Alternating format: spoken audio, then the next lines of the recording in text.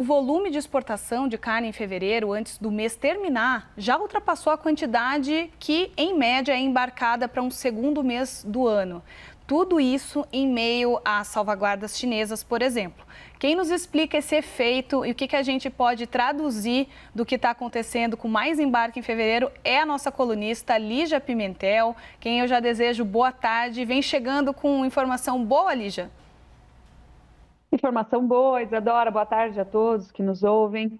Nós já estamos com mais de 190 mil toneladas de carne bovina embarcadas nas 3 primeiras semanas fechadas de fevereiro e já ultrapassamos o volume total de fevereiro de 2025 em 1,2%, ou seja, bastante fortalecido ainda o nosso mercado exportador, mesmo considerando que já estão em vigor aí as medidas de salvaguarda da China. E como que a gente explica isso, né?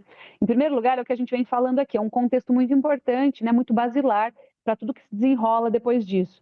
E esse contexto basilar é que o Brasil continua muito competitivo. A gente até explicou que, apesar de a carne ser um produto de maior valor agregado, ela ser cara em si, a carne brasileira ela é a mais barata do mundo, inclusive ao consumidor, porque a gente produz muito.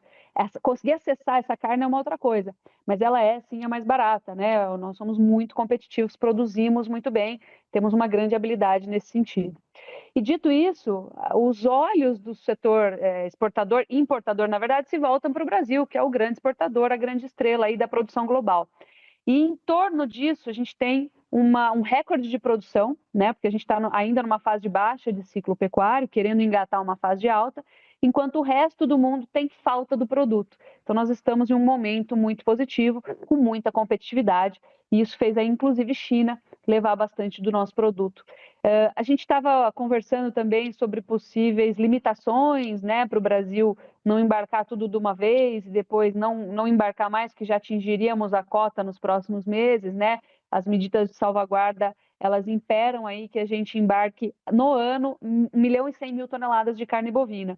E se a gente continuar nesse ritmo atual, a gente vai vencer essa cota aí entre maio e junho. Então, rapidinho a gente vai fechar essa cota. O governo, né, junto às indústrias, estava querendo pingar os volumes exportados dentro de um limite mensal para a gente não fechar esse limite até maio, por exemplo, e depois ficar a ver navios, não conseguir embarcar mais. Isso traria muita volatilidade para os preços. Só que essas medidas ainda não emplacaram, ainda não foram definidas, sequer comunicadas, por óbvio. Então, a gente continua embarcando aí no ritmo que dá.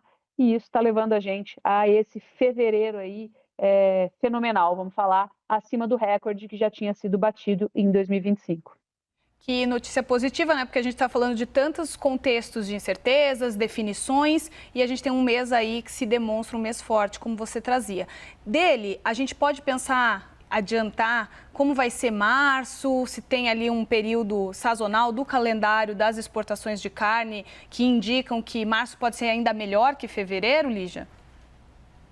Se não houver a definição e a aplicação dessas medidas internas brasileiras para tentar ponderar a exportação, né? Ou seja, como falei, a gente tem esse volume de 1.100.000 toneladas, a gente já preencheu aí quase 800.000 toneladas, restaria aí um volume residual que o governo e a indústria estão trabalhando para tentar reduzir aí e colocar mensalmente um limite, né, para a gente ponderar essas exportações daqui para frente, esse residual daqui para frente, e não ficar o resto do ano sem exportar. Então, dito isso, se isso for aplicado em março, a gente pode ver sim um volume ser reduzido. Por quê? Porque a China ainda é nosso principal importador.